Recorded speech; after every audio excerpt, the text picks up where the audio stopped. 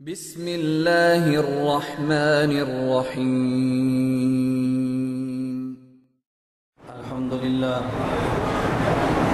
الحمدللہ نحمده ونستعینه ونستغفره ونؤمن به ونتوکل علیہ ونعوذ باللہ من شرور انفسنا ومن سیئات اعمالنا من يهده الله فلا مضل له ومن يضلل فلا هادي له ونشهد أن لا إله إلا الله وحده لا شريك له ونشهد أن سيدنا ومولانا محمدا عبده ورسوله أما بعد فأعوذ بالله من الشيطان الرجيم بسم الله الرحمن الرحيم ما آتاكم الرسول فخذوه وما نهاكم عنه فانتهوا عن أنس بن مالك رضي الله عنه قال قال رسول الله صلى الله عليه وسلم مررت على موسى ليلة أسري بي عند الكثيب الأحمر فهو قائم يصلي في قبره يا رب صل وسلم دائما أبدا على حبيبك خير الخلق كلهم هو الحبيب الذي ترجى شفاعته لكل هول من الأهوال مقتحم اللهم صل على محمد وعلى آل محمد كما صليت على إبراهيم وعلى آل إبراهيم إنك حميد مجيد اللهم بارك على محمد وعلى آل محمد كما باركت على إبراهيم وعلى آل إبراهيم إنك حميد مجيد نہ میں کا ذکر نہ پینے کی بات کرتے ہیں میں کہتے ہیں شراب کو نہ ہم شرابی ہیں نہ شراب کی باتیں کرتے ہیں نہ میں کا ذکر نہ پینے کی بات کرتے ہیں نہ میں کا ذکر نہ پینے کی بات کرتے ہیں ہم اہل دل ہیں اور مدینے کی بات کرتے ہیں نہ میں کا ذکر نہ پینے کی بات کرتے ہیں ہم اہل دل ہیں اور مدینے کی بات کرتے ہیں نہ خدا ان سے راضی نہ مصطفیٰ ان سے خوش نہ خدا ان سے راضی نہ مصطفیٰ ان سے خوش جو اصحاب پیغمبر سے کینے کی بات کرتے ہیں وہ مردہ دل ہیں جو قائل نہیں حیات النبی کے وہ مردہ دل ہیں جو قائل نہیں حیات النبی کے ہم زندہ دل ہیں اور جینے کی بات کرتے ہیں دیکھیں میں نے آپ کو کئی بار گزارش کی ہے کہ کیمرے کے آگے سے گزرنے والے بندے کو روکا کرو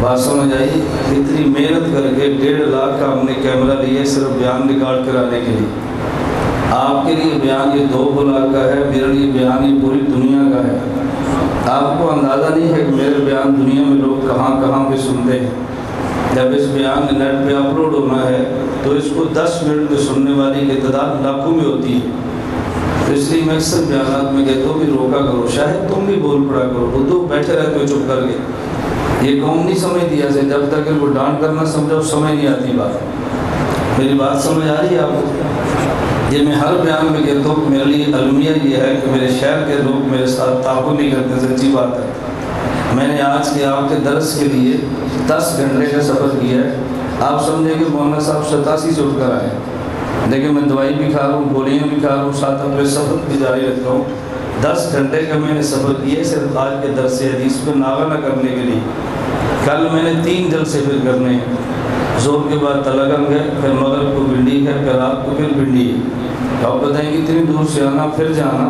لیکن آپ کے ذہن میں ہے کہ مولوی صاحب 87 آئے میں اس لیے کہ ابھی مذاق میں کہتا ہوں کہ مجھے کوئی کرایہ بھی نہیں دیتا ابھی 87 آیا اتنی پتہ 15,000 کا پیٹرول ساڑھ گیا ہے یہ میں ترغیب اس لیے نہیں دے رہا کہ آپ مجھے کرایہ دیں اللہ اس دن سے پہلے موت دے دے جب انسان دین کو دنیا کے لیے استعمال کرے. یہ میں کبھی اس لیے بات کہتا ہوں کہ آپ کو تھوڑا سا احساس ہو کہ میں کتنی محنت کرتا ہوں آپ کے لیے. گزشتہ ماہ میں مکہ مکرمہ میں تھا، دارالعلوم دیوبند کے محتمم. میں دارالعلوم دیوبند کے طالب علم کی بات نہیں کرتا. دارالعلوم دیوبند کے محتمم مفتی ابوالقاسم نعمانی دعوت برکات میں فرمانے لگے کہ مولانا ہماری آپ سے ملاقات کبھی کبھی ہوتی ہے لیکن آپ کی زیارت روزانہ ہوتی ہے. میں نے پوچھا کیسے؟ انہوں نے اپنے جیب سے موبائل نکالا اور فرمایا کہ واٹس ایپ پہ روزانہ تمہارا ایک بیان سنتا ہوں. یہ میں دارالعلوم دیوبند کے محتمم کی بات کر رہا ہوں، طالب علم کی بات نہیں کر رہا. لیکن آپ کو سمجھ تب آنی ہے جب ہمارا جنازہ اٹھنا ہے، پورے ملک کے لوگ نے جنازے میں آنا ہے، پھر آپ نے کہنا ہمیں تو احساس ہی نہیں تھا یہ ہوا گیا ہے. تو میں کبھی کبھی باتیں اس لیے احساس دلاتا رہتا ہوں کہ اللہ کرے آپ اس بات کو سمجھیں. اب اتنی تقریر مجھے کیوں کرنی پڑی ہے؟ صرف ایک بندہ 2 بار کا میرے سے آگے سے گزرا ہے اور پورے بیان پہ پانی پھیر دیتا ہے. مجھے پھر باہر سے لوگ فون کرتے ہیں کہ مولانا آپ کی سیڑھیوں کا جو معیار ہے وہ بہت کمزور ہے. میں نے کہا اس میں میرا قصور نہیں ہے، میری قوم نہیں مانتی، میں کیا کروں. چلیں اللہ میں بات سمجھنے کی توفیق عطا فرمائے. گزشتہ دنوں سپی بلوچستان میرا جلسہ تھا. اس کا ایک کو بند رکھے، بالکل سادہ رکھے. سپی بلوچستان میرا جلسہ تھا اور کھلے گراؤنڈ کا جلسہ تھا. اس میں ایک صاحب نے مجھے ٹپ دی ڈاکٹر ذاکر نائک کے بارے میں. میں نے ان سے کہا کہ ڈاکٹر ذاکر نائک کی خوش قسمتی یہ ہے اسے مرید اچھے ملے. میری بدقسمتی ہے کہ مجھے مرید اچھے نہیں ملے. میں نے کہا میں کہتا ہوں دیکھیں گراؤنڈ میں میرا جلسہ ہے، آج یہ جلسہ کرسیوں پر ہوتا، اوپر ٹینٹ لگے ہوتے، 10 کیمرے لگے ہوتے، یہ بندہ 10,000 جب بیٹھ کے بیان سنتا، اس کی ریکارڈنگ ہائی لیول کی ہوتی. یہ بیان شخص جب سوشل میڈیا پہ جاتا تو دنیا کہتی بیان ہوا ہے. آپ گھسیڑ کے مجمع لاتے ہیں، وہ کھلے گراؤنڈ کے مجمع رکھ کے پھر ایک پورا جادو کا انداز بناتے. کھلے گراؤنڈ میں مجمع ہے، ٹینٹ لگے ہیں، بڑا سٹیج سجا ہے، اس پر 10 کیمرے ہیں، وہ مٹر کٹ میں آتا ہے، 7 سیکٹری نے فائل پکڑی ہوتی ہے تو لوگ کہتے ہیں بہت بڑا مذہبی سکالر ہے. وہ پوری محنت کرتے ہیں میڈیا کے لیے، لیکن ہمیں میڈیا کی طاقت کا اندازہ نہیں ہے. اللہ پاک ہمیں بات سمجھنے کی توفیق عطا فرمائے. میں نے درس حدیث کے لیے آج اس حدیث مبارک کا انتخاب کیا ہے جس کا تعلق معراج کے واقعے کے ساتھ ہے. اس کی وجہ یہ ہے یہ رجب کا مہینہ ہے اور زیادہ تر علماء کی رائے یہ ہے حضور اکرم صلی اللہ علیہ وسلم کو اللہ رب العزت نے معراج کا سفر نبوت کے 11ویں سال رجب کے مہینے کی 27 تاریخ کو کرایا ہے. اقوال اور بھی ہیں لیکن راجح قول یہ ہے جو حضرت مولانا محمد ادریس کاندلوی نور اللہ مرقدہ نے سیرت المصطفیٰ میں تحریر فرمایا ہے. تو حدیث مبارک کا درس تو ہوتا ہے، میں مناسب سمجھتا ہوں اس ماہ کی مناسبت سے آپ کی خدمت میں درس حدیث پیش کروں. اس درس حدیث میں نے اس حدیث کا انتخاب کیا جو اللہ کے نبی نے خود فرمائی ہے اور نبی پاک نے اپنا آنکھوں دیکھا حال بیان کیا ہے. ایک چشمدید واقعہ میں بیان کرتا ہوں، اس کی شاید کوئی حیثیت نہ ہو. ایک چشمدید واقعہ اللہ کا نبی بیان فرمائے تو وہ ہمارا ایمان بنتا ہے.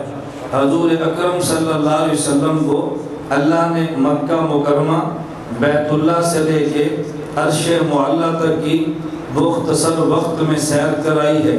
حضور پاک کو معراج کے لیے اللہ نے بلایا ہے. معراج اللہ کے نبی کو کیوں کرایا؟ اس کی وجہ یہ ہے، خدائی نظام یہ ہے کہ جب انسان اللہ کے دین کے لیے ذلت کی انتہا برداشت کرتا ہے اللہ اس کو پھر عزت کی انتہا عطا فرماتے ہیں. ہمارے محبوب کو جس قدر امت نے برخراب کرنا چاہا کر لیا، جس قدر ستانا چاہا ستا لیا. اللہ کے نبی کو شیب ابی طالب میں بند کیا ہے. ابو لہب نے تبن لک یا محمد الہذا جماعتنا کہہ کے بدگوئی کی ہے. ام جمیل نے حضور کے راستے میں کانٹے بچھائے ہیں. ابو لہب کے 2 بیٹوں نے نبوت کی بیٹیاں رقیہ ام کلثوم کو طلاق دی ہے، شیب ابی طالب میں 3 سال بند کیا ہے، حضور طائف پہ گئے ہیں، اہل طائف نے نبوت کے پاؤں سے خون نکالا ہے، ادھر حضرت خدیجہ الکبریٰ جیسی ہم خار بیوی کا انتقال ہوا ہے، اہل مکہ جو نبوت کو ستا سکتے تھے ستایا ہے، اللہ کے نبی نے خدا کے دین کے لیے انتہا درجے کی ذلت برداشت کی ہے تو میرے خدا نے انتہا درجے کی عزت عطا کی ہے۔ اے میرے پیغمبر یہ فرش والے تجھے ذلیل کرنا چاہتے ہیں، میں عرش پہ بولا کہ ان کی نگاہ میں تمہیں عزیز کرنا چاہتا ہوں، تو جس قدر انسان ذلتیں برداشت کرتا ہے اسی قدر اللہ عزتیں عطا فرماتے ہیں۔ یہ خدائی نظام ہے، خدا نے محبوب کو عزت دینے کے لیے عرش معلیٰ تک کی سیر کرائی ہے، میرے نبی کو خدا نے جو سیر کرائی اللہ مکہ سے چلایا اور بیت المقدس تک اپنے محبوب کو لے کر گئے ہیں۔ بیت المقدس تک میرے نبی نے 5 جگہ پہ راستے میں اللہ کے نبی نے چھوٹے چھوٹے سٹاپ کیے ہیں۔ جب حضور براق پہ بیٹھے ہیں تو براق کا پہلا سٹاپ یہ اللہ کے نبی کو لے کے براق مدینہ پہنچی ہے، جبریل امین نے عرض کیا ہے حضور 2 رکعت نماز بھی پڑھ لیجئے، اس جگہ پہ آپ نے ہجرت کر کے آنا ہے۔ وہاں سے چلے تو حضرت شعیب کی بستی مدین پہنچے ہیں، 2 رکعت آپ پڑھ لیجئے، وہاں سے چلے تو طور سینا پہنچے ہیں، یہاں 2 رکعت پڑھ لیجئے، وہاں سے چلے تو بیت اللحم پہنچے ہیں، حضور یہاں بھی 2 رکعت پڑھ لیجئے، وہاں سے چلے تو بیت المقدس پہنچے ہیں، حضور یہاں بھی 2 رکعت پڑھ لیجئے۔ اللہ کے نبی نے 5 مقامات پہ 2 رکعت پڑھی ہے۔ میں نقطہ پیش کرنا چاہتا ہوں، اپنے نظریے کے حوالے سے سننا، اس سے بڑا پوری تاریخ انسانی میں کوئی سفر نہیں ہے جو اتنے تھوڑے وقت میں اتنا لمبا سفر طے ہوا ہو۔ تو جب وقت تھوڑا ہو سفر بہت لمبا ہو، نماز مختصر سے مختصر ادا کی جاتی ہے۔ اللہ کے نبی کا اتنے لمبے سفر میں 5 مقامات پہ 2 رکعت نماز پڑھنا اس بات کی دلیل ہے شریعت میں مختصر سے مختصر نماز 1 رکعت والی نہیں ہے، بلکہ کم از کم نماز 2 رکعت والی ہے۔ اگر 1 رکعت کی نماز ہوتی کسی مقام پہ اللہ کے نبی 1 رکعت نماز پڑھ لیتے، اس لیے 1 رکعت کی بحثیں چھوڑو، امت کو بتاؤ کہ کم از کم 2 رکعت نماز بنتی ہے۔ اللہ کے نبی نے 2 رکعت پڑھی ہے، پھر اللہ کے نبی نے 4 مقامات پہ نماز تنہا پڑھی ہے، بیت المقدس میں جماعت کرائی ہے۔ اللہ کے نبی کی انفرادی نماز بھی دیکھ لو، نبی کی اجتماعی نماز بھی دیکھ لو، اللہ کے نبی نے اجتماعی نماز کرائی ہے۔ ہمارے سامنے 3 قسم کی نمازیں ہیں، ایک نماز وہ ہے جو آپ کے ہاں یہاں 2 بلاک میں بھی ہے، امام بھی امتی ہے، مقتدی بھی امتی ہے، اور دوسری نماز مسجد نبی کی ہے، امام نبی ہے اور مقتدی صحابہ ہیں، اور تیسری نماز اللہ کے نبی کی بیت المقدس میں ہے، امام بھی نبی ہے اور مقتدی بھی نبی ہے۔ اب کوئی بندہ آپ سے پوچھے، تھوڑی سی بھی عقل ہو تو بندہ سمجھ سکتا ہے بھئی ایک نماز وہ ہے جس میں امام بھی امتی ہے، مقتدی بھی امتی ہے، دوسری نماز اس سے بڑی ہے جس میں امام نبی ہے اور مقتدی صحابہ ہیں، تیسری نماز اس سے بلند ہے، امام بھی نبی ہے اور مقتدی بھی نبی ہے۔ اب کوئی بندہ آپ سے پوچھے بھئی افضل ترین نماز چاہیے یا ادنا ترین نماز چاہیے، ہم ادنا نماز کی بات نہیں کرتے، ہم اعلیٰ نماز کی کرتے ہیں جہاں امام بھی امتی ہو، مقتدی بھی امتی ہو، یہ نماز ادنا ہے، امام نبی ہو، مقتدی صحابہ ہو، یہ نماز درمیانی ہے، اور جہاں امام بھی نبی ہو، مقتدی بھی انبیاء ہو، یہ امام سب سے اعلیٰ ہے۔ آج ہمیں لوگ تانا دیتے ہیں کہ تم امام کے پیچھے کھڑے ہو کے فاتحہ کیوں نہیں پڑھتے؟ میں نے کہا اس لیے کہ اعلیٰ نماز ہے ہی ہے، اللہ کے نبی امام بنے ہیں، باقی انبیاء مقتدی بنے ہیں۔ میں یہ بات تحدی کے ساتھ کہہ دو، کوئی ایک قرآن کی آیت دکھا دو، کوئی ایک حدیث مبارک دکھا دو، کوئی تاریخ کی روایت پیش کر دو انبیاء نے حضور کے پیچھے فاتحہ پڑھی ہو، جب نہیں پڑھی تو پھر تجھے مان لینا چاہیے۔ آگے امام فاتحہ پڑھ رہا ہے، مقتدی انبیاء فاتحہ نہیں پڑھتے، وہ فاتحہ پڑھیں گے بھی کیوں؟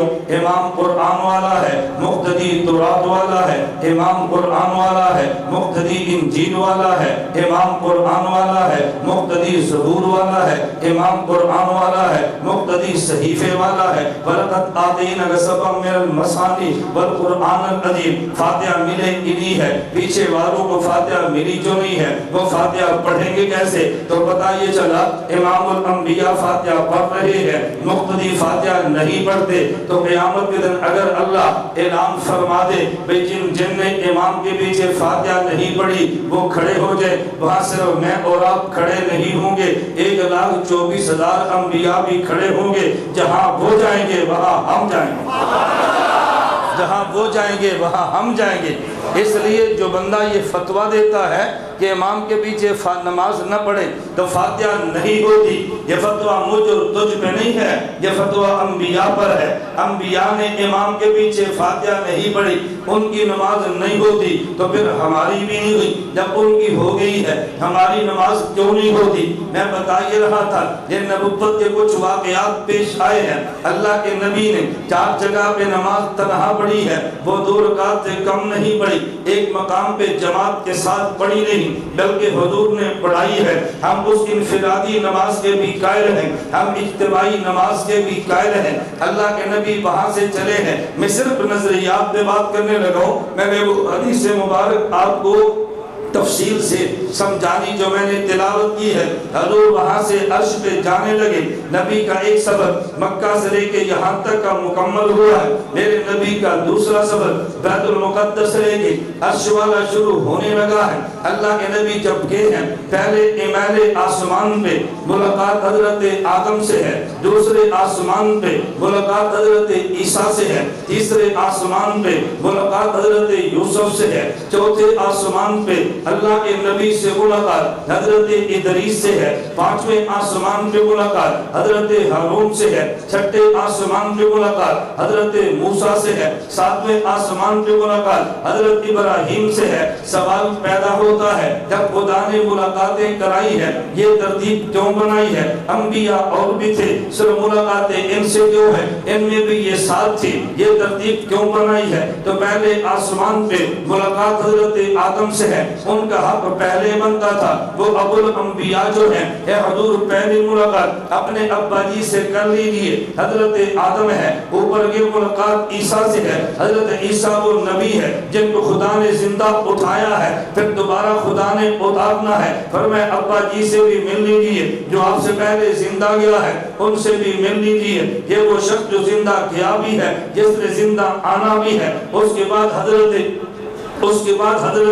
عیسیٰ کے بعد حضرت یوسف سے ملاقات کرائی ہے، حضور کو بتانے کے لیے آپ نے مکہ میں سختیاں جھیلی ہیں اور غیروں سے نہیں اپنوں سے جھیلی ہیں۔ اس یوسف کو دیکھ لو، اس نے تکلیفیں برداشت غیروں سے نہیں اپنوں سے کی ہے، لیکن ایک وقت ان پہ آیا تھا، یہ فاتح بنے تھے، ان نے اپنوں کو معاف کر دیا تھا، ایک وقت آنا ہے آپ نے فاتح بننا ہے، اس یوسف کی طرح آپ نے معاف کر دینا ہے۔ حضور اوپر گئے ہیں، ملاقات حضرت ادریس سے ہے، نبی نے مکہ سے مدینہ جانا تھا اور بادشاہوں کو خطوط لکھنے تھے، فرمایا ادریس سے ملو، انہوں نے خطوط ایجاد کیے ہیں۔ اللہ کے نبی اوپر گئے ہیں، ملاقات حضرت ہارون سے ہے، حضرت ہارون سے ملاقات اس لیے حضرت موسیٰ تورات لینے کے لیے پیچھے ہارون تھے، ان کی قوم نے گھسالہ پرستی یعنی انہوں نے بچڑے کی پوجا کی ہے، پھر ان کی قوم کو قتل کیا گیا ہے، یہ بتا دیا حضرت ہارون کے دور میں شرک ہوا، ان کی قوم قتل ہوئی ہے، نبی آپ کی امت اگر شرک کرے گی ان کو میدان بدر میں قتل کیا جائے گا۔ اوپر حضرت موسیٰ سے ملاقات کرائی ہے، حضرت موسیٰ علیہ السلام نے شام میں جہاد کیا ہے، میرے نبی آپ بھی نکلیں گے، حضور شام کے جہاد کے لیے تبوک تک گئے ہیں، حضرت موسیٰ شام گئے ہیں لیکن فتح خود نے کیا، ان کے جانے کے بعد ان کے جانشین حضرت یوشع بن نون نے فتح کیا ہے، حضور آپ چلے جائیں گے، آپ کے بعد آپ کے جانشین حضرت عمر شام کو فتح کریں گے. اوپر جائے ابراہیم ہے، فرمایا بچائیے ہے، ایک کعبے کا بانی ہے، ایک کعبے کا محافظ ہے. مصطفیٰ تم نے کعبے کی حفاظت کرنی ہے. ابراہیم نے کعبہ بنایا ہے، حضرت ابراہیم کعبے کے بانی ہیں، تم کعبے کے محافظ ہو. ابراہیم کعبہ بنا کے چلے گئے ہیں، مشرکین نے بت رکھ دیے ہیں. اب صفائی آپ نے کرنی ہے. خدا نے ان سات سے ملاقات کرائی ہے. حضور پھر اوپر گئے ہیں. اوپر سدرۃ المنتہا ہے، سدرہ بیری کا نام ہے، منتہا اینڈ و اختتام کا نام ہے. میں آج کی زبان میں کہہ دو سدرۃ المنتہا یہ جنکشن ہے. نیچے والے اعمال وہاں جاتے ہیں، اوپر والے فرشتے وہاں سے اوپر لے جاتے ہیں. اوپر والے احکام وہاں آتے ہیں، نیچے والے وہاں سے نیچے لے آتے ہیں. پھر حضور اوپر گئے ہیں، شریف الاقلام تک پہنچے ہیں. شریف الاقلام کا معنی قلم کے تقدیر کے قلم کے چلنے کی آواز آ رہی ہے. نبی وہاں سے اوپر گئے ہیں، مکان ختم ہو گیا، لامکان آ گیا ہے. عرش معلی تک پہنچے ہیں. حضور عرش معلی تک گئے ہیں، میرے نبی عرش تک گئے ہیں. ذرا توجہ رکھنا، عرش پہ گئے ہیں، اذنوں کی آواز آئی ہے، میرے نبی قریب ہو جائیے. ایک شخص کہنے لگا دیوبند والوں کا عقیدہ ہے خدا ہر جگہ پر ہے. اگر اللہ ہر جگہ پہ ہوتا خدا نبی کو گفتگو کرنے کے لیے عرش پہ کیوں بلاتا؟ عرش پہ بلا کے گفتگو کرنا اس بات کی دلیل ہے اللہ عرش پہ ہے، اللہ ہر جگہ پہ نہیں ہے. میں نے کہا تمہاری بات کو مان لیا جائے. پھر کوئی بندہ کہے گا خدا تو ہی طور سینہ پر ہے. اس کی وجہ یہ ہے جب حضرت موسیٰ سے گفتگو کرنی تھی خدا نے طور سینہ پہ بلایا ہے. اگر خدا عرش پہ ہوتا طور سینہ پہ بلا کے بات کیوں کرتا؟ تیسرا بندہ کہہ دے گا خدا دو بلاک کی موتی مسجد میں ہے. بھئی تیری دلیل کیا ہے؟ جب ہم نے خدا سے بات کرنی ہو ہم نماز پڑھتے ہیں، جب نماز پڑھنی ہو تو دو بلاک مسجد میں آتے ہیں. اگر سامنے کو ہے ہی نہیں تو بات کس سے کرتے ہیں؟ سامنے کوئی بھی نہ ہو بندہ باتیں کرے، اسے عقل والا نہیں کہتے. پتہ یہ چلا خدا یہاں موجود ہے. میں نے کہا تم جواب کیا دو گے؟ اس لیے دیوبند کا نظریہ واضح ہے، خدا کی ذات ہر جگہ پر ہے، لیکن کس بندے سے بات کہاں کرنی ہے بندے کی حیثیت کو دیکھ کے اللہ جگہ کا انتخاب کرتے ہیں. اگر بندہ مجھ جیسا آپ جیسا ہے گفتگو کے لیے انتخاب دو بلاک کی مسجد کا ہے. اگر بندہ موسیٰ کلیم جیسا ہے انتخاب طور سینہ کا ہے. بندہ محمد حبیب جیسا ہے انتخاب عرش معلی کا ہے. تکبیر، تاج و تخت ختم نبوت، تاج و تخت ختم نبوت. محمد ہمارے، محمد ہمارے، محمد ہمارے. نعرہ تکبیر. اللہ کے نبی کا نظر، اللہ کے نبی کو خدا نے عرش پہ بلایا ہے. توجہ، ہمارا عقیدہ یہ نہیں ہے خدا عرش پہ ہے، ہمارا عقیدہ یہ ہے خدا ہر جگہ پر ہے. ہم دلیل بھی دیتے ہیں، اپنے خلاف آنے والی دلیل کا ہم جواب بھی دیتے ہیں. ہم مد مقابل پہ اعتراض نہیں کرتے لیکن اپنی صفائی تو دے سکتے ہیں. یہ میں بات تمہیں کیسے سمجھاؤں جب ہم نے اپنے نظریات اپنی قوم کو نہیں سمجھانے آئندہ نسلیں برباد ہو جائیں گی. اگر قوم کو نظریات دو گے آئندہ نسلیں محفوظ ہو جائیں گی. ہم کسی کو گالی نہیں دیتے، کسی پہ تنقید بھی نہیں کرتے، کسی پہ اعتراض بھی نہیں کرتے، لیکن اپنے نظریے کو دلیل سے بیان تو کر سکتے ہیں. اپنے نظریے پہ اگر کوئی اعتراض کرے اس کا جواب بھی دے سکتے ہیں. ہمارا نظریہ یہ تھا توجہ خدا ہر جگہ پر ہے. ایک بندہ مجھے کہنے لگا اگر خدا ہر جگہ پر ہے تو پھر یہ بات اب کیوں کہتے ہیں؟ جب حضور عرش پہ گئے ہیں تو خدا نے فرمایا اذنو میرے نبی قریب ہو جا. اگر خدا عرش پہ نہیں تھے تو قریب ہو جا کیوں فرمایا؟ آدمی قریب ہو جا تبھی کہتا ہے کہ جب آدمی موجود ہو. کہتے میرے قریب ہو جا، میں ممبر پہ بیٹھو میں کہتا ہوں میرے قریب ہو جا، اس کا معنی میں یہاں ہوں. اگر میں یہاں بھی ہوں میں وہاں بھی ہوں. پھر اذنو کہنے کا مطلب کیا ہے؟ کہتے ہیں اگر خدا عرش پہ نہیں تھا تو یہ کیوں فرمایا میرے حبیب اذنو میرے قریب ہو جا؟ اس کا معنی عرش پہ ہے. میں نے کہا اذنو کہاں لکھا ہے؟ توجہ رکھنا. کہتا ہے حدیث میں لکھا ہے. میں نے کہا پہلے قرآن ہے یا پہلے حدیث ہے؟ کہتے جی پہلے قرآن ہے. میں نے کہا پہلے قرآن دیکھ لیتے ہیں پھر حدیث مبارک دیکھ لیتے ہیں. ہم نے قرآن پڑھا ہے. اللہ قرآن فرماتے ہیں واسجد کیا فرماتے ہیں؟ بولو کیا فرماتے ہیں؟ وسجد کا معنی عرش پہ جا یا زمین پہ آ؟ بولو نا، وسجد کا معنی عرش پہ آ یا زمین پہ جا؟ آگے کیا فرمایا؟ وسجد کے آگے کیا فرمایا؟ وقترب، سجدہ کر میرے قریب ہو جا۔ اگر خدا عرش پر ہے تو سجدے سے قرب کیسے ملا ہے؟ اگر خدا عرش پر ہے تو سجدے پہ قرب کیسے ملا ہے؟ میں نے کہا ہم نے قرآن دیکھا ہے تو وقترب زمین والے کے لیے ہے، ہم نے حدیث دیکھی ہے تو اذن عرش پہ جانے والے کے لیے ہے۔ پتہ یہ چلا عرش پر بھی ہے، پتہ چلا فرش پر بھی ہے، عرش پر بھی ہے، فرش پر بھی ہے۔ دیوبند کے پاس قرآن بھی ہے، دیوبند کے پاس حدیث بھی ہے۔ کوئی قرآن لیتا ہے حدیث کو چھوڑ دیتا ہے، کوئی حدیث کو لیتا ہے قرآن چھوڑ دیتا ہے۔ دیوبند والے قرآن بھی نہیں چھوڑتے، دیوبند والے حدیث بھی نہیں چھوڑتے۔ ہم نے قرآن دیکھا تو پتہ چلا زمین والے کے پاس ہے، ہم نے قرآن نے حدیث دیکھی ہے پتہ چلا عرش والے کے پاس ہے، ہم نے دونوں کو مان لیا ہے۔ توجہ رکھنا، ہمارا نظریہ یہی تھا، خدا عرش پہ نہیں ہے، اللہ کی ذات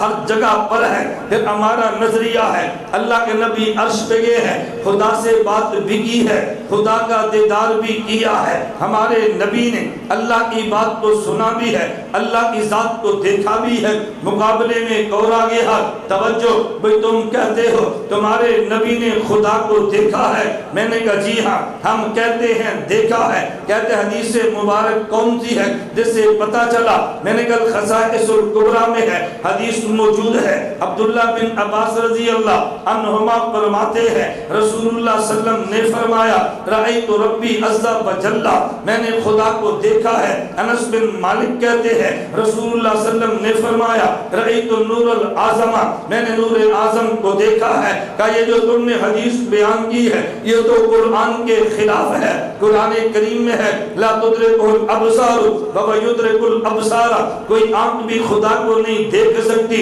حدیث میں حضور نے دیکھا ہے، یہ حدیث قرآن کے خلاف ہو گئی۔ میں نے کہا ہم خانقاہ والے ہیں، ہم تبلیغ والے ہیں، ہم بد دعا نہیں دیتے، ہم تمہیں دعا دیتے ہیں اللہ تمہیں ہدایت دے، ہدایت کے بعد جنت میں جگہ دے۔ فوراً کہتے ہیں آمین۔ میں نے کہا جنت میں جا کے خدا کا دیدار کرے گا؟ کہتے ہیں جی کروں گا۔ میں نے کہا کہاں لکھا ہے؟ کہتے ہیں ترمذی کی حدیث میں لکھا ہے جنت والے جنت میں جا کے خدا کا دیدار کریں گے۔ میں نے کہا میں نہیں مانتا۔ مجھے کہتے ہیں کیوں نہیں مانتا؟ میں نے کہا حدیث قرآن کے خلاف ہے، جب قرآن میں آ گیا کوئی آنکھ بھی خدا کو نہیں دیکھ سکتی تو جنت میں جا کے کیسے دیکھے گا؟ فوراً کہنے لگا نہیں اس آیت کا معنی یہ ہے کہ جنت، اس آیت کا معنی یہ ہے کوئی آنکھ بھی زمین پہ رہتے ہوئے خدا کو نہیں دیکھ سکتی، میں جنت میں جا کے دیکھوں گا۔ میں نے کہا ہم نے کب کہا ہے مصطفیٰ نے فرش پہ دیکھا ہے؟ ہم بھی تو کہتے ہیں عرش پہ جا کے دیکھا ہے، ہم بھی تو کہتے ہیں تکبیر، تاج و تخت ختم نبوت، شان رسالت، عظمت مصطفیٰ، نعرہ تکبیر، ہم بھی نعرہ تکبیر، شہادت افضل ختم نبوت، علماء حق علماء دیوبند۔ میں تو چونکہ جلسوں کے درمیان آپ کو پتہ نعرے مرواتا نہیں ہوں نا، میں نے کہا جب مارنا ہے تو پھر سارے مارے۔ ہم تو سب کا دل لگتے ہیں، ہم تو تبلیغ والے، ہم دل توڑتے نہیں ہیں، دلوں کو جوڑتے ہیں۔ دل توڑنا بہت آسان ہے، جوڑنا بڑا مشکل ہے۔ جوڑنے پہ سال لگتے ہیں، توڑنے پہ سیکنڈ لگتا ہے۔ یہ مسجد آپ نے بنائی ہے نا، فوراً نہیں بنی، بڑی دیر لگتی ہے۔ اللہ اس کو آباد اور ارشاد رکھے۔ توجہ رکھے، میں بات سمجھا رہا تھا۔ میں نے کہا ہم نے کب کہا ہے حضور نے فرش پہ دیکھا؟ ہم بھی تو کہتے ہیں عرش پہ جا کے دیکھا ہے۔ میرے نبی عرش پہ گئے ہیں، توجہ رکھنا، حضور عرش پہ گئے۔ اللہ کے نبی سے خود خدا نے پوچھا میرے پیغمبر آپ آئے ہیں، مہمان بن کر آئے ہیں، ہمارے لیے کیا لائے ہیں؟ اللہ کے نبی نے عرض کیا التحیات للہ والصلوات والطیبات، اے اللہ التحیات میری زبانی عبادت آپ کے لیے ہے، والصلوات میری بدنی عبادت آپ کے لیے ہے، والطیبات اللہ میری مالی عبادت آپ کے لیے ہے۔ آپ التحیات پڑھتے رہتے ہیں لیکن التحیات کو سمجھنا، التحیات للہ ہے، میری زبانی عبادت آپ کے لیے ہے، بس صلوات میری بدنی عبادت آپ کے لیے ہے، بالطیبات اللہ میری مالی عبادت آپ کے لیے ہے۔ مقابلے میں خدا کی طرف سے جواب آ گیا، اے میرا مصطفیٰ التحیات اگر تیری زبانی عبادت میرے لیے ہے، السلام علیکہ تو میرے زبانی سلام بھی تیرے لیے ہیں، بس صلوات اگر تیری بدنی عبادت میرے لیے ہے تو رحمت اللہ پھر میری طرف سے رحمتیں بھی تیرے لیے ہیں، بالطیبات اگر تیرا مال میرے لیے ہے تو وہ برکات ہو تیرے مال میں میری طرف سے برکتیں بھی تیرے لیے ہیں۔ التحیات یہ تینوں کے مقابلے میں ہے، التحیاتوں کے مقابلے میں السلام، بالصلواتوں کے مقابلے میں رحمت اللہ، بالطیباتوں کے مقابلے میں ببرکاتہ۔ میں اس لیے کہتا ہوں آدمی سمجھ کے نماز پڑھے تو مزہ اور ہے، اگر سمجھ کے نہ پڑھے تو مزہ اور ہے۔ اللہ کے نبی سے یہ خدا کی گفتگو چلی ہے۔ میں درمیان میں ایک علمی لطیفہ پیش کر کے آگے چلتا ہوں۔ حضرت امام اعظم ابو حنیفہ نعمان بن ثابت میرے اور آپ کے امام ہیں۔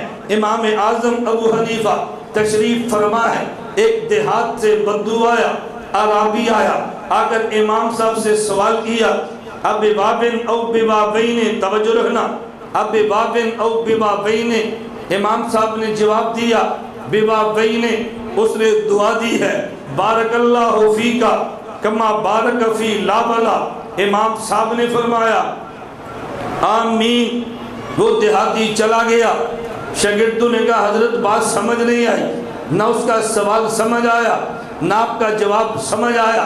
امام صاحب فرمانے لگے التحیات دو قسم کا ہے، ایک التحیات وہ ہے جو آپ نماز میں پڑھتے ہیں، التحیات للہ والصلوات والطیبات، اس میں دو واو ہیں، التحیات للہ والصلوات نمبر 2 والطیبات، یہ دو واو ہیں۔ اس نے مجھ سے پوچھا ہے التحیات نماز میں کون سے پڑھے؟ ایک حدیث میں 2 واو والا ہے، ایک حدیث میں 1 واو والا ہے، التحیات للہ والصلوات الطیبات، میں کون سا التحیات پڑھا کرو؟ اب بابن او ببابین، 1 واو والا یا 2 واو والا؟ میں نے اسے جواب دیا ببابین، تم 2 واو والا پڑھا کرو۔ یہ خوش ہو کے مجھے اس دیہاتی نے جواب دی ہے، کہتے ہیں بارک اللہ فیکا کما بارک فی لا بلا۔ اس نے دعا دیتے ہوئے قرآن کی اس آیت کی طرف اشارہ کیا جس میں زیتون کے درخت کے بارے میں خدا نے یوں فرمایا زیتونۃ لا شرقیہ ولا غربیہ، زیتون ایسا درخت ہے لا شرقیہ، اس جیسا مشرق میں نہیں، ولا غربیہ، اس جیسا مغرب میں نہیں۔ اللہ نے 2 بار لا استعمال کیا، لا شرقیہ ولا غربیہ۔ اس نے مجھے دعا دی ہے بارک اللہ فیکا، اللہ تمہارے علم میں ایسے برکت دے جیسے زیتون کے درخت میں برکت دی ہے، وہ بھی لا بلا ہے، خدا تمہیں بھی لا بلا بنائے، اس جیسا نہ مشرق میں نہ مغرب میں، تم جیسا بھی نہ مشرق میں ہو نہ مغرب میں۔ انہوں نے کیسے نے اس آیت کا اشارہ کیا ہے اور میں نے اس پہ آمین کہی ہے۔ آپ نے اندازہ کیا ہمارے امام اعظم ابو حنیفہ کتنے ذہین آدمی ہیں، اتنے ذہین کہ بندہ سوچ نہیں سکتا۔ حضرت امام اعظم ابو حنیفہ کی مجلس میں ایک بچہ آیا، توجہ رکھنا، ایک بچہ آیا، اس نے آ کر امام صاحب سے پوچھا مجھے ایک مسئلہ بتائیں، ایک آدمی نے عشاء کی نماز پڑھی ہے، توجہ رکھنا، عشاء کی نماز پڑھی ہے، نماز پڑھ کے وہ آدمی سو گیا ہے، اس نے مسئلہ پوچھا، ایک آدمی نے عشاء کی نماز پڑھی ہے، نماز پڑھ کے سو گیا ہے، اس کو رات کو غسل کی حاجت ہو گئی ہے، فجر کی اذان سے پہلے اب عشاء کی نماز دوبارہ پڑھے یا پہلی نماز کافی ہے؟ امام صاحب فرمانے لگے عشاء کی نماز دوبارہ پڑھے۔ وہ چلا گیا، شاگردوں نے کہا ہمیں یہ بات سمجھ نہیں آئی، آپ نے کیسے بات فرمائی ہے؟ امام صاحب نے دعا بھی دے دی اور وہ میں قد یفلح ھذا الصبی انشاءاللہ، یہ بچہ کل کو بہت بڑا آدمی بنے گا، یہ کامیاب ہوگا۔ شاگرد کہنے لگے ہمیں سمجھ نہیں آئی، اس نے مسئلہ پوچھا عشاء کی نماز پڑھ کے بندہ سو جائے، غسل کی حاجت آ جائے تو پھر یہ دوبارہ عشاء پڑھے؟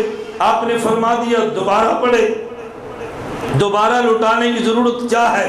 امام صاحب فرمانے لگے یہ بچہ ذہین بھی ہے، یہ بچہ شرمیلا بھی ہے، اس نے مسئلہ کسی اور کے لیے نہیں، اس نے اپنے لیے پوچھا ہے۔ یہ عشاء کی نماز پڑھ کے سویا تو یہ نابالغ تھا، فجر کی اذان سے پہلے یہ بالغ ہو گیا، اب یہ پوچھتے میں نماز دوبارہ پڑھوں یا نہ پڑھوں؟ تو میں نے سمجھایا جو پہلے عشاء پڑھی ہے یہ چونکہ بچہ تھا اس پہ فرض نہیں تھی، جب فرض اب ہوئی ہے تو دوبارہ پڑھے گا نا۔ جب عشاء کے وقت میں بالغ ہو گیا تو عشاء کی نماز فرض اب ہے تو پڑھے گا نا۔ اس بچے نے اپنے بارے میں پوچھا ہے، لیکن تم بات کو سمجھے نہیں ہو۔ امام اعظم ابو حنیفہ علم والے بھی تھے، اس لیے علم والا ان کی قدر کرتا ہے، اور جس کے پاس علم نہ ہو وہ امام ابو حنیفہ سے عداوت رکھتا ہے۔ ہم اہل علم دیوبند والے امام کے علم کی قدر کرتے ہیں۔ میں خیر سمجھا ہی رہا تھا، ذرا مسئلے کو سمجھے، درمیان میں جملہ سمجھے۔ السلام علیکہ ایھا النبی ورحمۃ اللہ وبرکاتہ۔ میں نے ایھا النبی آپ کو سمجھانا ہے۔ ہمارے ہاں یا موتی مسجد میں 5 اذانیں ہوتی ہیں، لیکن کسی اذان سے قبل کوئی بندہ الصلاۃ والسلام علیکہ یا رسول اللہ نہیں کہتا۔ ہمیں لوگ تعجب سے پوچھتے ہیں بھئی تم اذان دیتے ہو، اذان سے پہلے تم صلاۃ کیوں نہیں پڑھتے؟ میں نے کہا اس لیے کہ ہم عاشق پیغمبر ہیں۔ اس نے کہا کیسے عاشق پیغمبر ہو کہ تم درود نہیں پڑھتے؟ عاشق تو درود پڑھا کرتا ہے۔ میں نے کہا بھئی پڑھا کرتے ہیں، لیکن اذان سے پہلے جو تو نے کہا ہم یہ نہیں پڑھتے۔ اس نے کہا کیوں نہیں پڑھتے؟ میں نے کہا اس لیے کہ دیوبند کا عقیدہ ہے ہم یہاں سرگودا میں زندہ ہے، ہمارے نبی مدینہ منورہ اپنے روضہ میں زندہ ہیں، حضور بہت بڑے ہیں ہم بہت چھوٹے ہیں، ہم یہاں زندہ نبی وہاں زندہ، ہم بہت چھوٹے ہیں حضور بہت بڑے ہیں۔ اور جب چھوٹا دور سے بڑے کو یا کہہ کے آواز دے تو یہ خلاف ادب ہے۔ ہم عاشق پیغمبر ہیں، ہم نبی کی شان میں بے ادبی نہیں کرتے۔ جب سرگودا میں ہو اللہم صلی علی محمد دن کہتے ہیں، جب نبی کے روضے پر جائیں الصلاۃ والسلام علیکہ یا رسول اللہ کہتے ہیں، ہم دور سے پکارنے کو خلاف ادب سمجھتے ہیں، ہم اس لیے یا نہیں کہتے۔ توجہ رکھنا، اس لیے ہم یا نہیں کہتے۔ میں مسئلہ سمجھانے لگا ہوں، میں نے بڑی اہم دلیل کا جواب دینا ہے۔ اگر آپ نے دلیل نہ سمجھی تو پھر جب آپ کے خلاف دلیل پیش ہوگی نا پھر آپ نے گھومنا ہے بھئی میں اس دلیل کا کہیں سے جواب تو مل جائے۔ توجہ رکھنا، میں نے کہا دیوبند کا نظریہ ہے درود اللہ کے نبی کی خدمت میں یہ ہدیہ ہے۔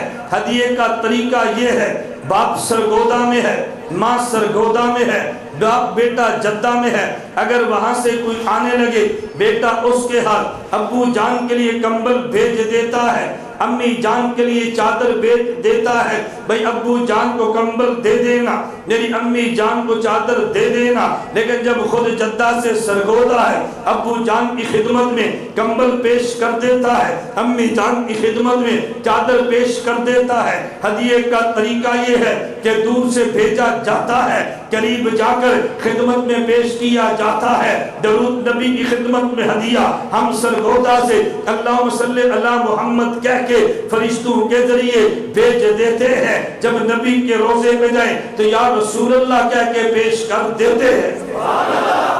یہ نبی کی خدمت میں تحفہ ہے، تحفہ دور سے بھیجا جاتا ہے اور جب قریب ہوں تو پیش کیا جاتا ہے۔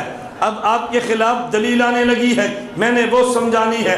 آپ نے کہا ہم یا رسول اللہ اذان سے پہلے اس لیے نہیں کہتے، ہم یہاں زندہ نبی وہاں زندہ، اور دور سے یا کہنا یہ خلاف ادب ہے۔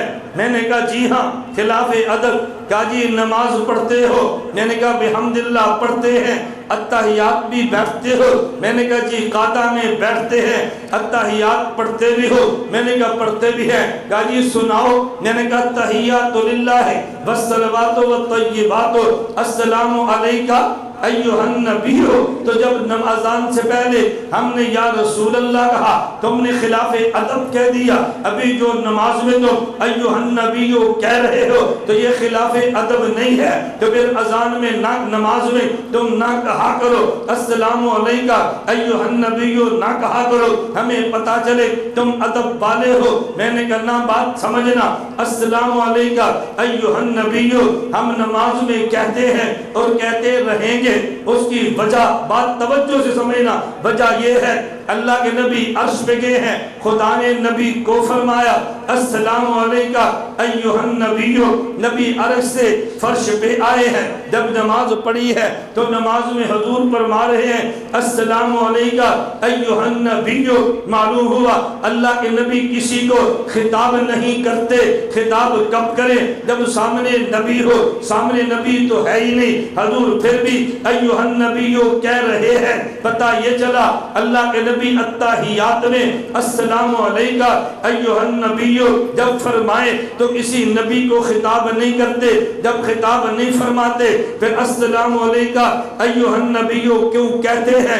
ذرا بات توجہ سے سمجھنا، ہم نے قرآن پڑھا ہے، قرآن کریم میں ہے یا ایھا المزمل قم اللیل الا قلیلا، اے میرے نبی آپ اٹھئے رات تہجد پڑھیے، قرآن کریم میں ہے یا ایھا المدثر قم فانذر، اے میرے نبی آپ اٹھئے تبلیغ کیجئے، قرآن کریم میں ہے یا ایھا النبی قل لازواجک وبناتک ونساء المؤمنین یدنین علیہن من جلابیبہن، اے نبی اپنی بیٹیوں کو، اپنی بیویوں کو، اپنی بیٹیوں کو ایمان والی عورتوں سے فرما دو کہ پردہ کرے، یہ اللہ نے نبی کو خطاب کیا۔ ہم بھی تو کہتے ہیں یا ایھا المزمل قم اللیل الا قلیلا، مجھے بتاؤ آپ کے مولانا جب نماز میں یہ آیت پڑھے یا ایھا المزمل قم اللیل الا قلیلا، ایمان سے بتاؤ کیا یہ اللہ کے نبی کو حکم دیتے ہیں؟ توجہ رکھنا، یہ حضور کو حکم دے رہے ہیں، اللہ کے نبی کو خطاب کر رہے ہیں؟ نہ اللہ نے یا ایھا المزمل کہہ کے نبی کو حکم دیا ہے۔ جب ہم یا ایھا المزمل کہتے ہیں ہم نبی کو حکم نہیں دیتے، جو خدا نے خطاب کیا اسے نقل کرتے ہیں۔ یا ایھا المدثر قم فانذر، خدا نے نبی کو حکم دیا ہے، جب ہم یا ایھا المدثر کہتے ہیں ہم نبی کو حکم نہیں دیتے، خدا کے خطاب کو نقل کرتے ہیں۔ یا ایھا النبی قل لازواجک، خدا نے نبی کو حکم دیا بیوی بیٹیوں کو کہہ دو پردہ کرو، جب ہم یا ایھا النبی قل لازواجک کہتے ہیں ہم نبی کو حکم نہیں دیتے بلکہ خدا کے حکم کو نقل کرتے ہیں۔ اب بات سمجھ آگئی، یا ایھا المزمل خدا نے حکم دیا، ہم نے کہا تو خطاب نقل کیا۔ یا ایھا المدثر خدا نے خطاب کر کے نبی کو حکم دیا، ہم نے کہا تو خدا کا خطاب نقل کیا۔ یا ایھا النبی قل لازواجک خدا نے خطاب کر کے نبی کو حکم دیا، ہم نے کہا تو خدا کے خطاب کو نقل کیا۔ عرش پہ السلام علیکہ ایھا النبی، خدا نے نبی کو خطاب کیا۔ جب ہم اذان میں، جب ہم نماز میں السلام علیکہ ایھا النبی کہتے ہیں ہم نبی کو خطاب نہیں کرتے بلکہ خدا کے خطاب کو نقل کرتے ہیں۔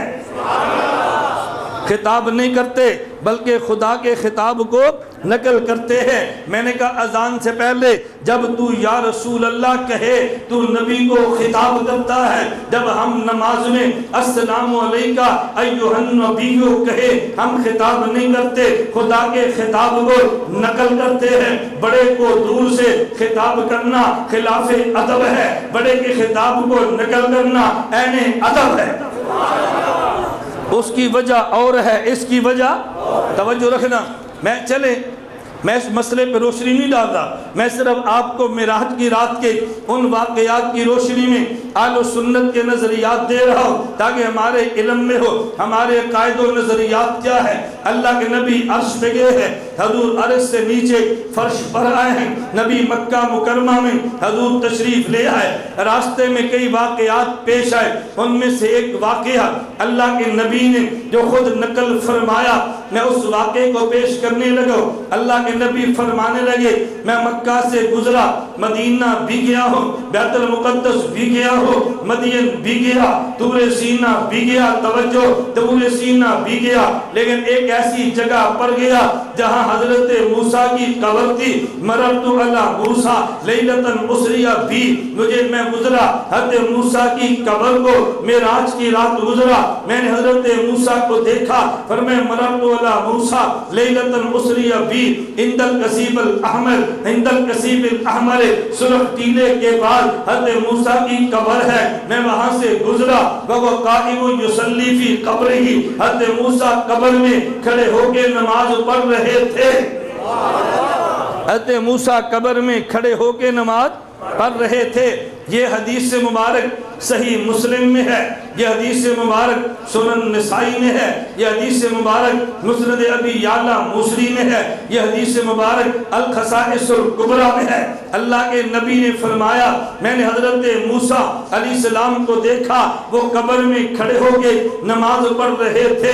اس سے پتہ چلا جو ہمارا نظریہ، ہمارا عقیدہ ہے، اللہ کے نبی قبر میں زندہ بھی ہے، اللہ کے نبی قبر میں نماز بھی پڑھتے ہیں، نبی قبر میں زندہ بھی ہیں اور نبی قبر میں نماز بھی پڑھتے ہیں۔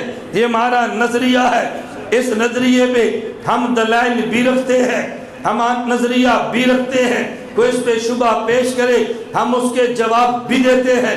چلے میں 3-4 باتیں کہتا ہوں، ذرا نوٹ فرما لیں، چونکہ ہمارا یہ درس حدیث ہے، درس قرآن نہیں ہے، آپ کے علم میں ہے میں انگریزی ماہ کا پہلا جمعہ عشاء کے بعد عثمانیہ مسجد اقبال کالونی میں درس قرآن دیتا ہوں، سارے دلائل قرآن سے دیتا ہوں، کیونکہ یہ درس حدیث ہے، اس لیے میں سارے دلائل حدیث سے دیتا ہوں۔ میں نے وضاحت کیوں کی ہے، کوئی بندہ تمہیں یہ نہ کہے کہ مولانا نے حیات النبی پہ حدیثیں پیش کی ہیں، بھئی آیت تو پیش نہیں کی، میں نے کہا اس لیے کہ درس حدیث ہے تو ان میں حدیثیں ہی پیش کروں گا، درس قرآن ہوگا تو آیتیں ہی پیش کروں گا۔ ابھی چند دن قبل 29 اپریل کو بعد نماز مغرب جس طرح آپ کی یہ موتی مسجد ہے میاں والی، وہ بھی موتی مسجد ہے، میرا 5واں سالانہ جلسہ حیات الانبیاء کا تھا، میں نے صرف ایک آیت پہ 1.5 گھنٹہ گفتگو کی اور قرآنی آیت سے ثابت کیا اللہ کے نبی قبر میں زندہ ہے، قرآن نے وضاحت کی ہے۔ میں صرف یہ بتانے لگا، ذرا 4-5 باتیں سمجھ لیں۔ نمبر 1 ہمارا نظریہ ہے اللہ کے نبی، توجہ، اللہ کے نبی کا جسم قبر میں محفوظ ہے، اس پہ حدیث اللہ کے نبی نے فرمایا ان اللہ حرم علی الارض ان تاکل اجساد الانبیاء، خدا نے زمین پہ حرام کر دیا ہے وہ نبی کا جسم کھائے، ایسا نہیں ہو سکتا، نبی کا جسم محفوظ، میں نے حدیث پیش کر دی ہے۔ نمبر 2 اللہ کے نبی قبر میں زندہ، الانبیاء احیاء فی قبورہم، نبی قبر میں زندہ، اس پہ بھی حدیث موجود ہے۔ نمبر 3 اللہ کے نبی پہ سلام پڑھو، فرشتے پہنچاتے ہیں، نبی جواب دیتے ہیں۔ حدیث مبارک ما من احد یسلم علی الا رد اللہ علی روحی فارد علیہ السلام، کہ جب بھی میرے اوپر کوئی مسلمان سلام بھیجے خدا میری روح کو متوجہ کر دیتے ہیں، میں اسے جواب دے دیتا ہوں، سلام بھی دینا حدیث سے ثابت، جواب بھی دینا اللہ کے نبی کی حدیث سے۔ ہم سلام کے بھی قائل ہیں، جواب کے بھی قائل ہیں۔ ایک ذرا نقطہ ذہن میں رکھنا، ہم سلام کے بھی قائل، جواب کے بھی قائل۔ میرا ایک جگہ بیان تھا اور بیان تھا چریوٹ میں، عنوان ختم نبوت تھا، مجھ سے قبل ایک مولانا نے بیان کیا اور بیان ختم نبوت پہ فرمایا، وہ لوگوں کو نقطے یاد کرا رہے تھے تو انہوں نے فرمایا بھی ایک دلیل یاد رکھ لو، دلیل یاد رکھ لو، مرزا قادیانی کے جھوٹا ہونے پہ دلیل یاد رکھو کہ مرزا قادیانی کہتا تھا میں عیسیٰ بن مریم ہوں، اللہ کے نبی نے فرمایا جب حضرت عیسیٰ بن مریم نازل ہوں گے لَيَنزِلَنَّ عِيسَىٰ بْنُ مَرْيَمَ إِمَامًا عَدْلًا، وہ حاکم عادل بن کے نازل ہوں گے، نمبر 2 لیکسرن الصلیبہ، صلیب توڑ دیں گے۔ نمبر 3 لیقتلن الخنزیر، خنزیر قتل کر دیں گے، یعنی یہودیت مٹا دیں گے۔ نمبر 4 لیورزن علیہ المال فلا یقبلہ، مال اتنا عام ہوگا کسی بندے کو دیں گے تو کوئی قبول نہیں کرے گا۔ وہ مولانا کہنے لگے ان مرزائیوں سے پوچھو مرزا حاکم بنا ہے، ان سے پوچھو عیسائیت مٹی ہے، ان سے پوچھو یہودیت ختم ہوئی ہے، ان سے پوچھو مال اتنا عام ہوا ہے۔ یہ 4 علامتیں یاد رکھو۔ اس کے بعد بیان میرا تھا، میں نے بیان میں کہا، میں نے کہا قبلہ میں معذرت کے ساتھ کہتا ہوں ہم بات پوری کرتے ہیں۔ اللہ کے نبی نے 4 نہیں 5 نشانیاں بیان کی ہے، اسی حدیث میں آگے 5ویں نشانی بھی ہے۔ ان سے 5 باتیں پوچھو، ان سے 4 نہ پوچھو، ایک طبقہ روٹھ جائے گا۔ ہم ایک نشانی چھوڑ دیں، ہم سے ایسا نہیں ہوگا۔ ہم ہیں رائٹ بینڈ والے، ہم آدھے دین کی بات نہیں کرتے، ہم پورے دین کی بات کرتے ہیں۔ ادھورے دین کی بات کرے وہ رائٹ بینڈ والا نہیں ہے، ادھورے دین کی بات کرے وہ تبلیغ والا نہیں ہے۔ تبلیغ کے ماتھے پر بدنما داغ ہے، ہم آدھی بات نہیں کرتے، پوری کرتے ہیں۔ آدھی کرنی ہے کہ پوری؟ ایک شخص مجھے کہنے لگا اور جی فضائل اعمال میں فضائل درود بھی تھا، نکال لیا۔ میں نے کہا تبلیغ والا نہیں، دکانداروں نے نکالا ہے۔ کس نے نکالا ہے؟ میں تبلیغ والوں سے کہتا ہوں آپ وہ فضائل اعمال اپنے پاس رکھا کریں جس کے آخر میں فضائل درود بھی ہے۔ حضرت شیخ کے ساتھ یہ خدا کے لیے زیادتی نہ کرو، 4 پیش کر دی، 5واں چھوڑ دیا۔ ہم حضرت شیخ کو چھوڑنے والے نہیں ہیں، ہم دفاع کریں گے۔ ہم شیخ کے حلالی بیٹے ہیں، ہم حلالی فرزند ہیں، ہم بڑا سمجھتے ہیں تو دفاع بھی کریں گے۔ تو مانتا ہے تو سارا مانے، نہیں مانتا تو ادھورا نہ مانے۔ پورا تبلیغی نصاب یا ادھورا؟ بتاؤ تبلیغ والا میں ہوں یا آپ ہیں؟ جو ریورس گیئر لگا لے وہ تبلیغ والا کیسے ہے؟ ریورس گیئر نہ لگاؤ، پوری بات کرو۔ اللہ نے کامیابی پورے دین پہ رکھی ہے یا آدھے دین پہ؟ تو پھر آپ ادھوری تعلیم کیوں کراتے ہیں؟ حکایات صحابہ پڑھیں، فضائل قرآن پڑھیں، فضائل نماز پڑھیں، فضائل رمضان پڑھیں، فضائل ذکر پڑھیں، فضائل حج پڑھیں، فضائل صدقات پڑھیں اور فضائل درود پاک پڑھیں۔ حضرت شیخ نے لکھا ہے، ہم کیوں چھوڑ دیں؟ ایسا ہم سے ہرگز نہیں ہوگا۔ میں کبھی سرگودے والوں سے کہتا ہوں آپ مجھے تبلیغی نہیں سمجھتے، رائے بینڈ والے سمجھتے ہیں۔ ابھی 25 کو میرا جلسہ تھا، کہاں پہ؟ رائے بینڈ کے امام حضرت مولانا محمد جمیل صاحب کے بنات کے مدرسے میں ختم بخاری کا جلسہ، اور بیان کے لیے مجھے بلایا۔ آپ جھجکیں گے بلاتے ہوئے، آپ نہیں بلائیں گے وہ بلا لیں گے۔ اس کا معنی وہ سمجھتے ہیں کہ میں تبلیغ والا ہوں کہ نہیں۔ اور آپ کو حیرانگی ہوگی، بیان میں نے وہاں کیا اور میرا رات قیام کیا تھا حاجی عبدالوہاب صاحب دامت برکاتہم کے کمرے میں، میں رات وہاں سویا رہا۔ آپ میں سے کتنے بندے رات وہاں جا کر سوئے ہیں؟ آپ پھر بھی کہتے ہیں تبلیغی نہیں ہے۔ میں نے کہا پتہ نہیں تبلیغ والا کہتے کسے ہے؟ مولانا احسان الحق صاحب فرماتے ہیں اس کا حیا کرو، یہ ہمارا داماد ہے۔ کیوں؟ مفتی زین العابدین کا میں داماد ہوں، مفتی صاحب کا داماد بھی تبلیغی نہیں ہے۔ مجھے بتائے تبلیغ والا ہوگا کیا؟ اللہ کے لیے کچھ ہاتھ نرم رکھو، جوڑ کی بات کرو، امت میں توڑ کی بات نہ کرو۔ مجھے بتاؤ امت کو جوڑنا ہے یا توڑنا ہے؟ میں پورے ملک میں تمہاری بات کرتا ہوں، پوری دنیا پہ جنگ لڑتا ہوں، ہر جگہ پہ دفاع کرتا ہوں۔ آپ کے لیے نہیں کرتا، اللہ کے لیے کرتا ہوں، اللہ کے لیے، آپ کے لیے نہیں کرتا۔ نہ ہم نے کبھی آپ سے تذکرہ کی ہے، نہ کبھی آپ سے کچھ لینا ہے۔ خدا جانے ہم جانے یہ ساری باتیں قیامت کو اللہ ہمیں اجر عطا فرمائے، آپ کو بھی اور مجھے بھی۔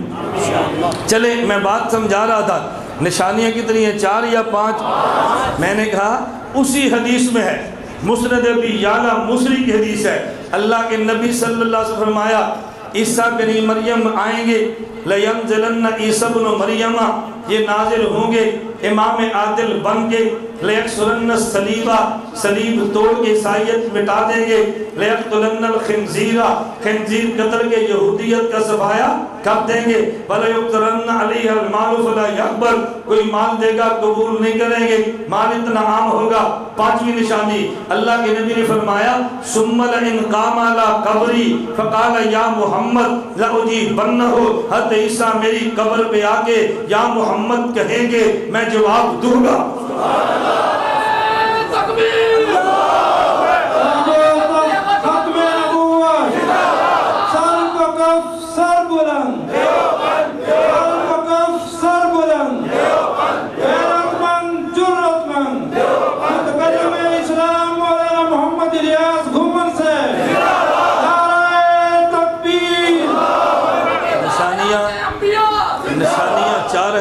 5 ہیں؟ بولو کتنی ہیں؟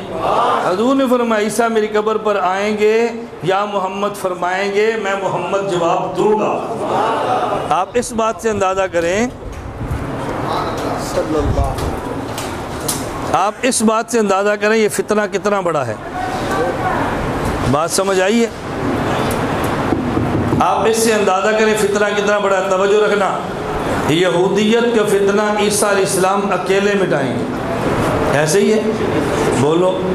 عیسائیت کا فتنہ بولو، اور مماتیت کا اکیلے نہیں، 2 نبی مل کے حضرت عیسیٰ یا محمد فرمائیں گے، حضور جواب دیں گے، یہ فتنہ بھی ختم۔ سبحان اللہ۔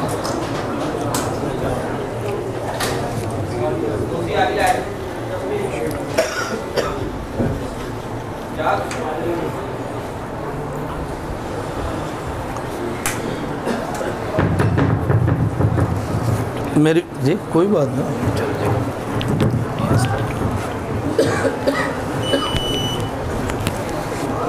بات سمجھ آ رہی ہے؟ توجہ رکھنا، میں یہ بات کہہ رہا تھا، ہمارا نظریہ اللہ کے نبی کا جسم محفوظ، حدیث ہے یا نہیں؟ نبی قبر میں زندہ، حدیث ہے یا نہیں؟ حضور پر سلام پیش ہو جواب دیتے ہیں، حدیث ہے یا نہیں؟ توجہ، آگے میں نمبر 4 پیش کرنے لگا ہوں۔ اللہ کے نبی نے فرمایا من صلی علیہ عند قبری سمیتہ ومن صلی علیہ نائیا فقط ابلغتہ، اگر میری قبر کے پاس پڑھا جائے تو میں خود سنتا ہوں، اگر دور سے پڑھا جائے تو فرشتوں کے ذریعے مجھ تک پہنچایا جاتا ہے۔ کتنی باتیں ہو گئی؟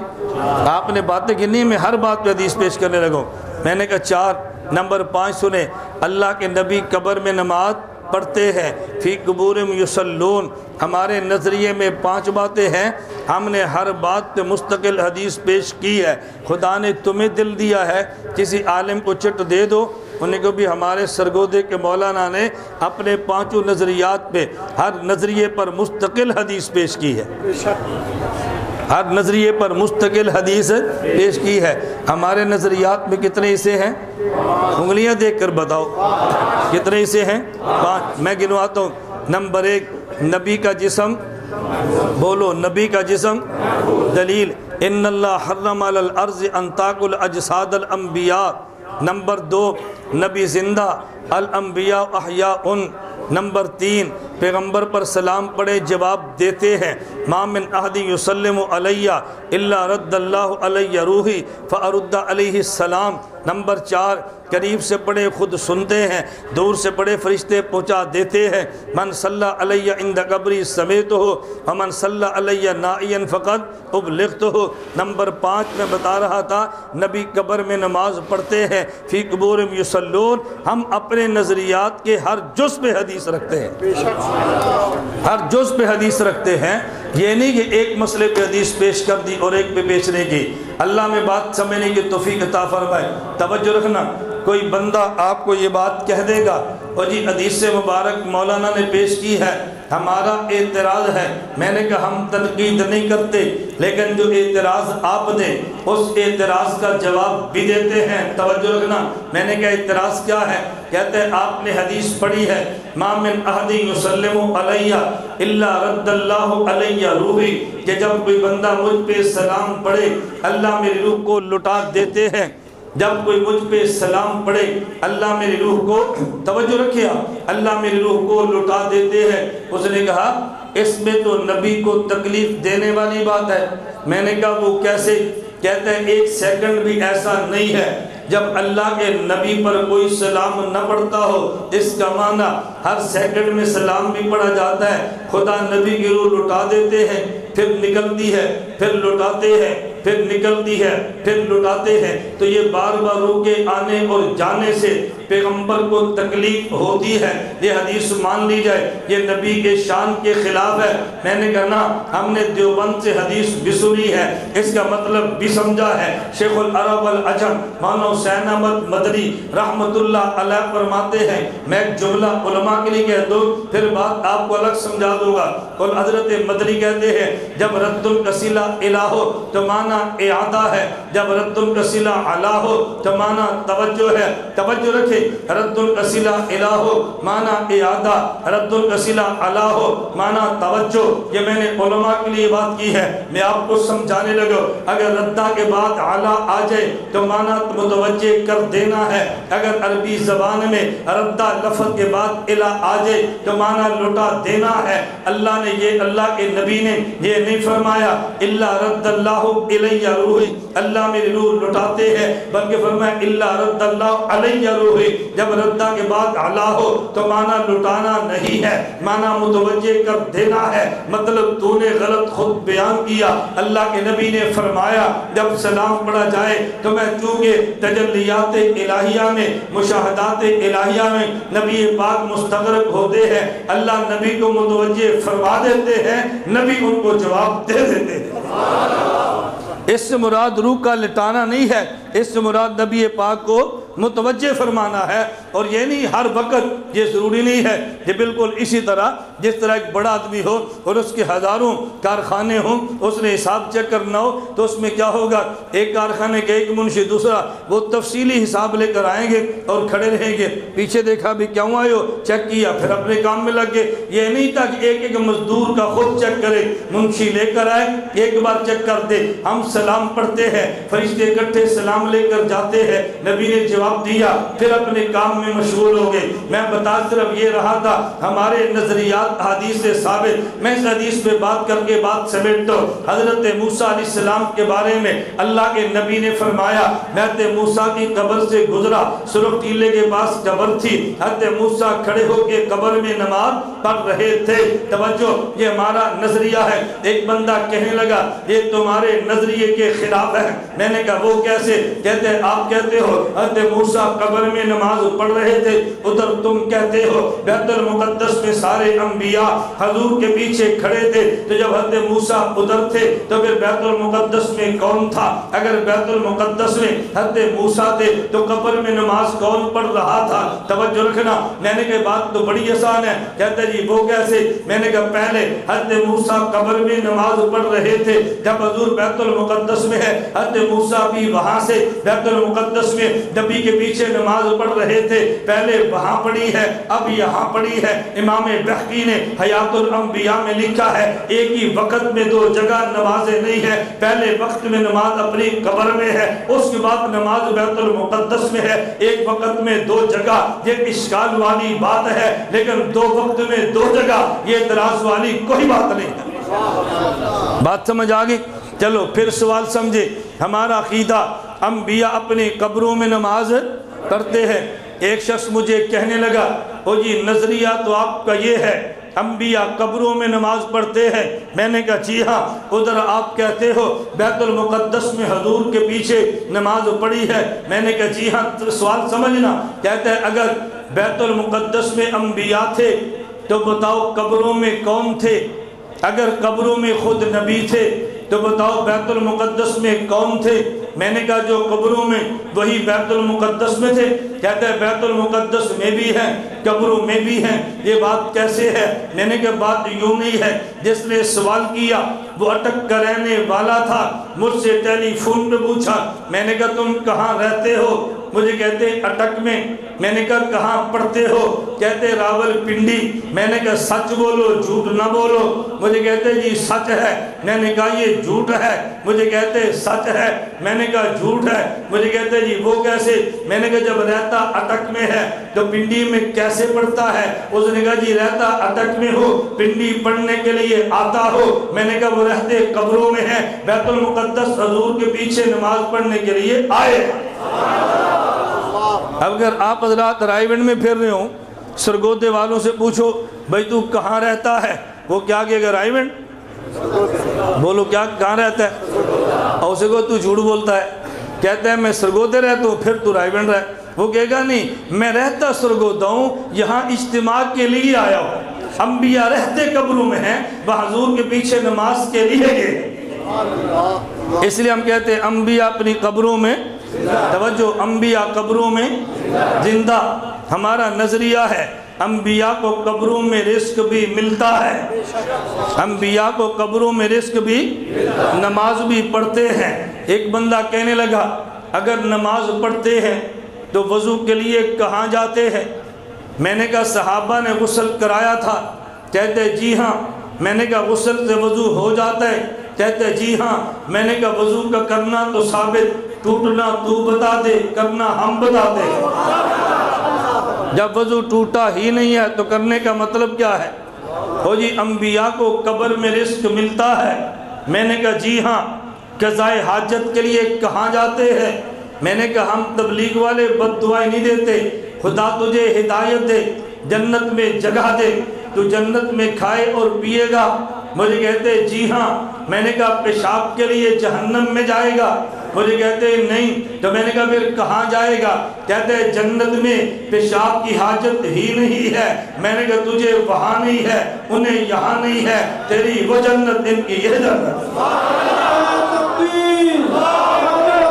ختم نبوت، علماء دیوبند، سر و کف سر بلند، غیرت مند، ہم نے کہا حیات الانبیاء، ہم نے کہا تجھے وہاں نہیں ہے، انہیں یہاں نہیں ہے، تیری وہ جنت، ان کی یہ جنت۔ ایسے ہے یا نہیں؟ توجہ، مجھے کہتے ہیں یہ جنت۔ میں نے کہا جی ہاں۔ ہو جی میں نہیں مانتا۔ میں نے کہا دلیل لا۔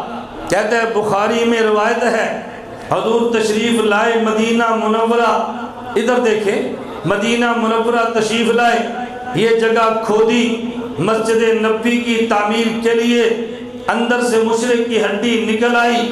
اگر یہ جنت ہوتی تو جنت میں مشرک کی ہڈیاں نہیں ہوتی۔ میں نے کہا میں جواب دینے لگا ہوں، حضرت آدم کو پیدا کیا، خدا نے کہا اسجدوا لآدم، میرے آدم کو سجدہ کرو۔